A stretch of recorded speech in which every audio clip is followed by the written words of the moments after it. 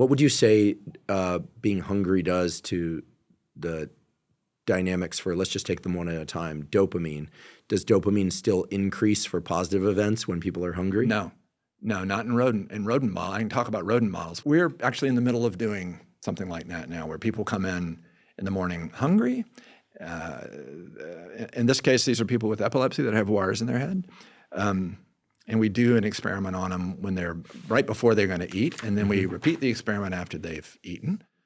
But in rodents, it's very clear, I guess at the level of the amygdala, if you make a rodent hungry, then you can show that dopamine will encode something like punishment prediction errors, not reward prediction errors. In other words, it's like it flips its role. It's like if you're in a— How hungry do you have to be?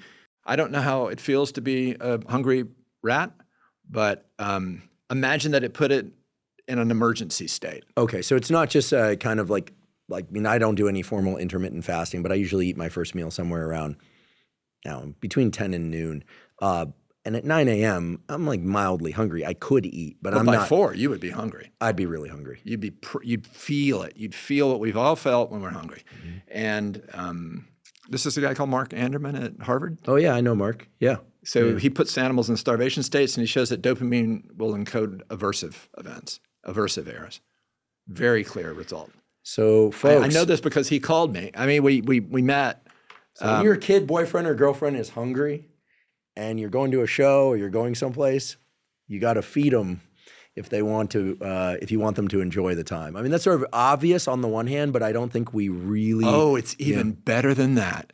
There's an Israeli paper from, I don't know, about 10 years ago, where they looked at judges and the judgments that were made if you hadn't eaten versus judgments that you made that you had eaten. And you really want a judge that's had a good lunch. Very interesting. So general state of stress, because hunger is a form of stress, yes, drives the direction of the dopamine to either reinforce positive things or reinforce negative. Yeah, because think about it. If you get to a state where you're really starving, things have not been going well for a long time. You've been making really bad decisions. The creek dried up. Some forest fire came through and ruined your foraging area or whatever. Things are going really, really bad. Are you going to really sit around and wait for the rewards? The main thing you want to do is stay alive. If you don't stay alive, it doesn't matter what rewards you chase. And so in a sense, flipping dopamine's meaning is exactly what you'd want to do. You're in an emergency state, and you want to use this reinforcement system, this expectation system, to stay alive. You want to pay attention mainly to those things. You want to pay attention to them. You want to be motivated by them. You want to be motivated and pay attention and avoid the negative things.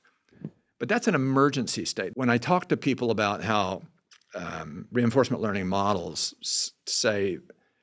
have an impact on how you should train an animal, typically in my case it's in the laboratory setting, but you could use this with other dogs, for example. Training animals with really negative feedback is a really bad thing to do, because what happens when you get really negative feedback? You're in a mall, somebody's shot beside you. That's negative feedback. What happens? You have, in the extreme case, you have PTSD, but what you do is you overgeneralize. That was so bad, it's rational for your nervous system to think anything that looks like the mall, the fear will start to come, it'll move out to the curb, it'll egress. This is the whole PTSD cycle. But that's rational. That's rational. That was an absolutely unexpected cataclysmic event. And you don't know what could have caused it, really, as far as events leading to it. So you overgeneralize and all. And so you don't learn very well like that. So, a teacher that instead of when you're trying to add fractions and you don't get a common denominator quite right,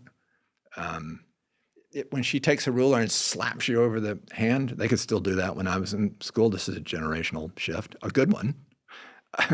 That's a really bad way to teach me to find a common denominator. Instead, you could just say, nudge, nudge, nudge. Mm-hmm.